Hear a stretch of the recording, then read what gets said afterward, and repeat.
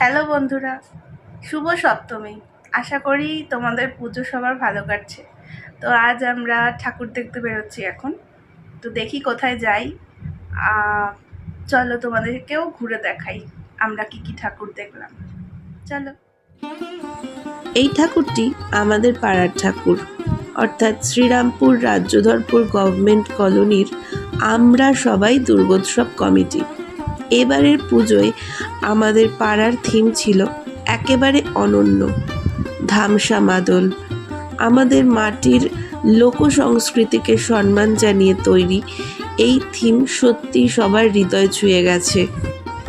আর সবচেয়ে গর্বের বিষয়, আমার শহর শ্রীরামপুর ফেসবুক পেজের পক্ষ থেকে আমাদের এই ভাবনা পেয়েছে সেরার সেরা পুরস্কার। এটা শুধু একটা পুরস্কার নয়, আমাদের পাড়ার প্রত্যেক মানুষের একসাথে ভালোবাসা, পরিশ্রম আর ঐক্যের প্রতীক। যারা আমাদের পাড়ায় আসতে পারেননি তাদের জন্যই এই ভিডিওটি। তবে এই ভিডিওর পেছনে আমার আরও দুটি উদ্দেশ্য আছে। প্রথমত, আমার চ্যানেল মেমোরিজ, এখানে আমি শুধু আমার স্মৃতি, মুহূর্ত আর অনুভূতিগুলোকে ধরে রাখি। এই চ্যানেল ভাইরাল হবে কিনা এখন আর সেটা আমার চিন্তা নয়। একসময় অনেক চেষ্টা করেছিলাম, কিন্তু এখন আমি জানি আমি কোনো সেলিব্রিটি নই।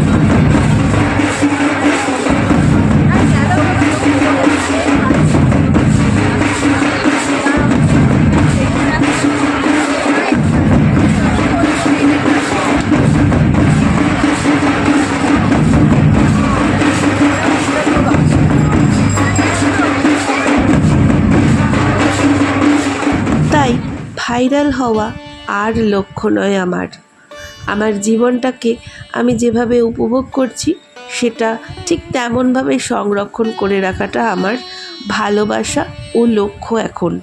দ্বিতীয়ত, এই চ্যানেলটি তাদের জন্য যারা আমাকে ভালোবাসে, যেমন আমার পরিবার, আত্মীয় স্বজন, বন্ধুবান্ধব এবং আমার সকল শুভাকাঙ্ক্ষী, যারা দেখতে চাই আমি কেমনভাবে আমার জীবনের প্রতিটা দিন উপভোগ করছি। হয়তো 15-20 বছর পর যখন আমার বয়স হবে, আমার সন্তানরা বড় হয়ে যাবে, তখন তারা এই চ্যানেলে ফিরে এসে তাদের ছোটবেলাটা, তাদের মায়ের হাসিটা আর আমাদের একসাথে কাটানো প্রতিটা স্মৃতি আবার খুঁজে পাবে। এইটুকুই আমার স্বপ্ন। না ভাইরাল হওয়ার ইচ্ছে, না খ্যাতির লোভ, শুধু ভালোবাসা, স্মৃতি আর জীবনের টুকরো আনন্দগুলোকে ধরে রাখার একটা ছোট্ট চেষ্টা। হয়তো আমি একটু বেশি ইমোশনাল হয়ে গেলাম। যাই হোক, আসলে অনেক দিনের অনেক ইচ্ছে নিয়ে এই চ্যানেলটা বানানো হয়েছিল, অনেক পরিশ্রম করা হয়েছে, কিন্তু হয়তো কোথাও আমারই দোষে, আমারই কনসিস্টেন্সির অভাবে আমি চ্যানেলটাকে সেভাবে বড় করতে পারিনি। যাই হোক, চলো এখন বাকি পুজোর মুহূর্তগুলোকে তোমাদের সাথে ভাগ করে নিই।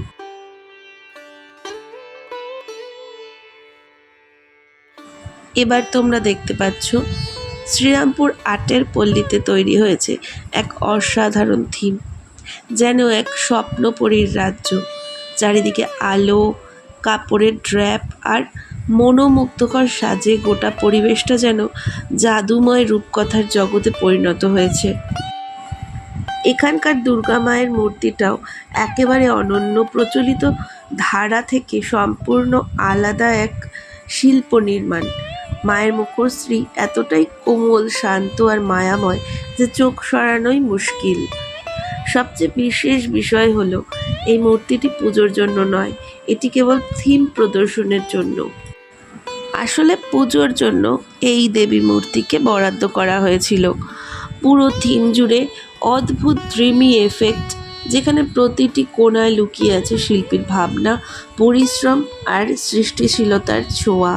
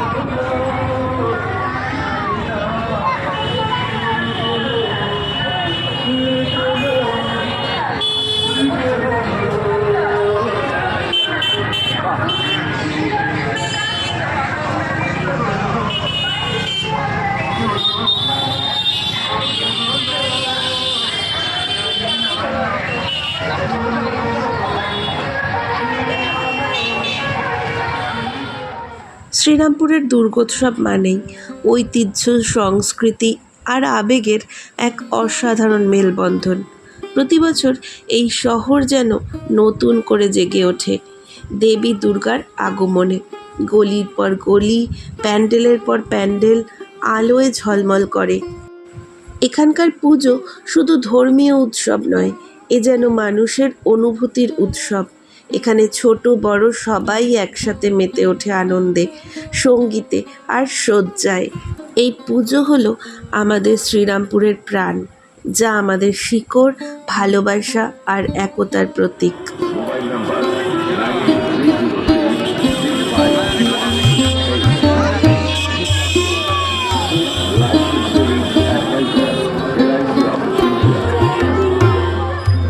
এবার আমরা যে প্যান্ডেলটা দেখছি, এটি হলো মাহেশের লক্ষ্মীঘাটের প্যান্ডেল। এবারে তাদের থিম ছিল সত্যিই অসাধারণ, কেদারনাথ ধাম। পুরো প্যান্ডেল জুড়ে যেন হিমালয়ের পবিত্রতার ছোঁয়া। মন্দিরের স্থাপত্য আর সেই আধ্যাত্মিক আবহ মিলিয়ে যেন একটুখানি কেদারনাথ দর্শন। এরা তাদের ভাবনায় এত সুন্দরভাবে কেদারনাথ ধাম এর ঝলক ফুটিয়ে তুলেছে যে দেখে মনে হচ্ছে সত্যি দেবতাদের দেশে পৌঁছে গেছি। এখানের প্রতিমা ছিল সত্যি অনন্য। সাধারণ সাজের মধ্যেও ছিল এক অসাধারণ শোভা। মায়ের সেই পটল চেরা চোখ যেন পুরনো দিনের ঐতিহ্যের কথা মনে করিয়ে দেয়।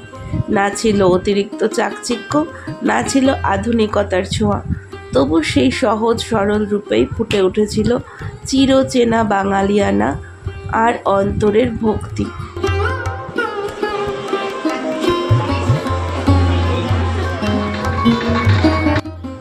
আমরা বাড়ি থেকে বেরিয়েছিলাম 11টায়, তো সেভাবে কিছু তখনও খাওয়া হয়নি। তাই আইসক্রিমের দোকান থেকে বাচ্চাগুলো এবং আমরা বড়রাও একটু আইসক্রিম খেয়ে নিলাম।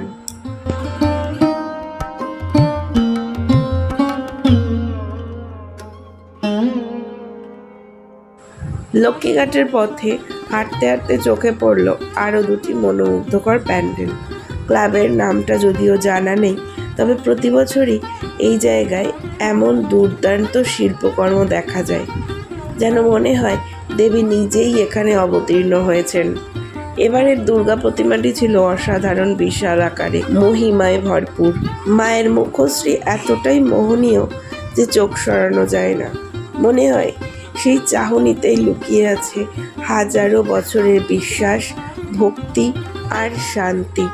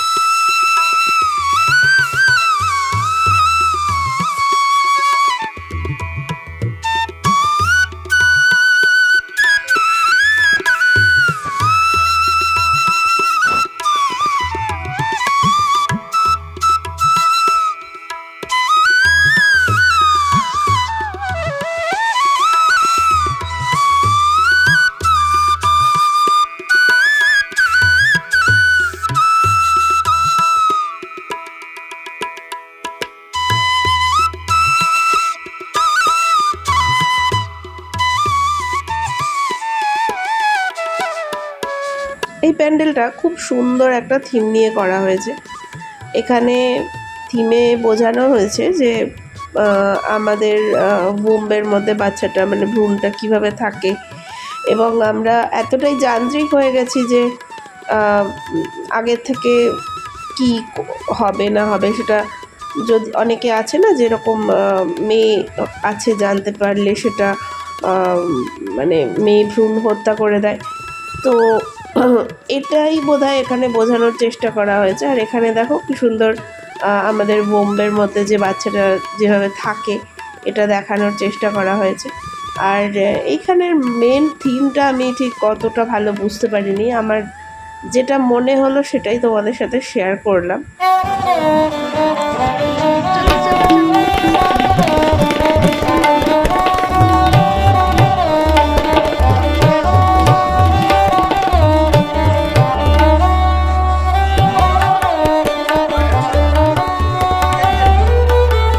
এবারে চললাম মাহেশ কলোনির পুজোটা দেখতে। মাহেশ কলোনির পুজোয় দেখলাম লাইভ সতীর দেহত্যাগ পরিবেশনা। এই পারফরমেন্সটি করেছে চয়নিকা ডান্স ট্রুপ। মজার বিষয় হলো তাদের মধ্যে রাজা দক্ষের ভূমিকায় ছিলেন আমার কাকা। ভিড়ের মধ্যে ভালো করে ভিডিওটি তুলতে না পারলেও আমি পুরো পারফরমেন্সটি জোগাড় করেছি। চয়নিকা ডান্স ট্রুপের এই অসাধারণ পরিবেশনার সম্পূর্ণ ভিডিওটি আমি খুব তাড়াতাড়ি আরেকটি পোস্টে শেয়ার করব, সবাই অবশ্যই দেখবেন।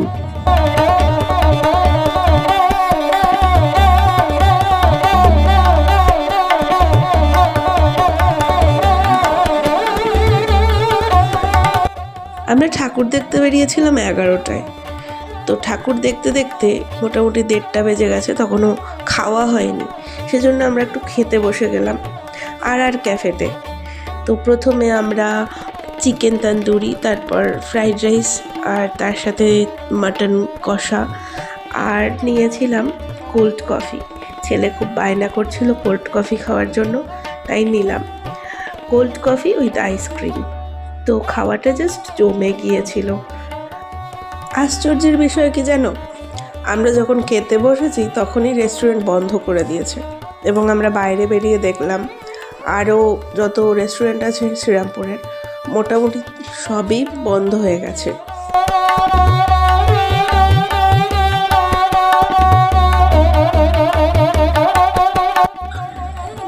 এবার আমরা চললাম RMS মাঠের দিকে। RMS মাঠ আমাদের শ্রীরামপুরের খুব বিখ্যাত একটা জায়গা। তো এখানের মূল আকর্ষণ এই বছর হয়েছিল কোণারকের সূর্য মন্দির। অসাধারণ সুন্দর উপস্থাপনা, পরিবেশনা, যাই বলে থাকো, খুব সুন্দর। এদের ভাবনাটাকে বাস্তবতায় পরিণত করেছে। তো যখন আমরা গিয়ে পৌঁছই তখন মোটামুটি 2টো বাজে, তখনও লোকের ভিড় কমেনি, কিন্তু স্বাভাবিকভাবে ভিড় কম, কেননা এখানে যে পরিমাণ ভিড় থাকার কথা সেই আন্দাজে ভিড় কম, কারণ রাত হয়ে গেছিল অনেক।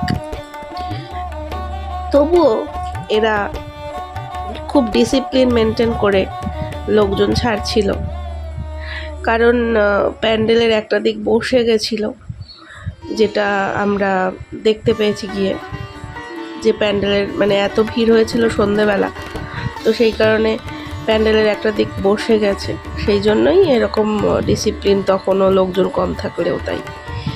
তো যাই হোক, ঠাকুরটা তো অসাধারণ, এটা নিয়ে আলাদা কিছু বলার নেই, মানে জাস্ট চোখটা বন্ধ করলেই ঠাকুরের মুখটা ভেসে আসে, এত সুন্দর ঠাকুর।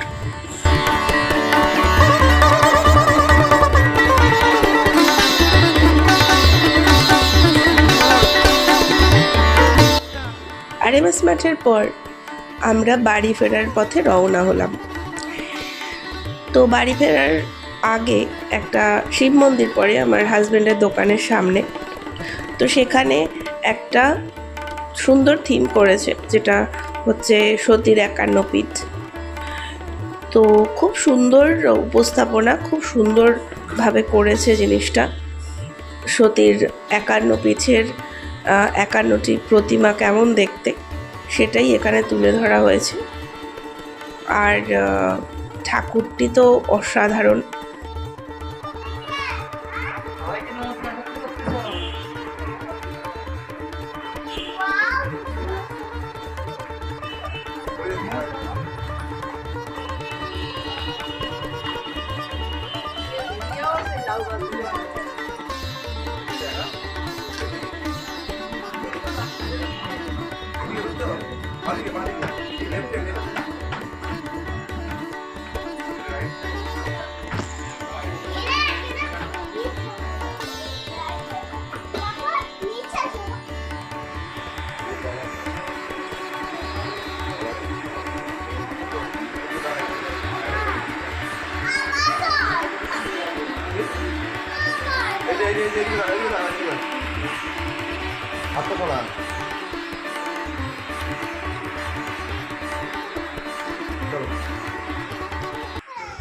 বাড়ি ফিরেছি তখন বাজে 3:15। কেন জানি না প্রতি বছর আমাদের রাত্রিবেলায় ঠাকুর দেখতে খুব মজা লাগে। আমরা প্রতি বছর সন্ধেবেলা নয়, রাতেই ঠাকুর দেখতে বেরোই এবং বেশ রাত করে বাড়ি ফিরি। আশা করি তোমাদের ভিডিওটা খুব ভালো লাগলো। তোমাদের কোন ঠাকুরটা বেশি ভালো লেগেছে সেটা কমেন্টে অবশ্যই জানিও। তো আজকের মতো ভিডিওটা এখানেই শেষ করছি। দেখা হবে আবার পরের ভিডিওতে। ততক্ষণের জন্য টাটা।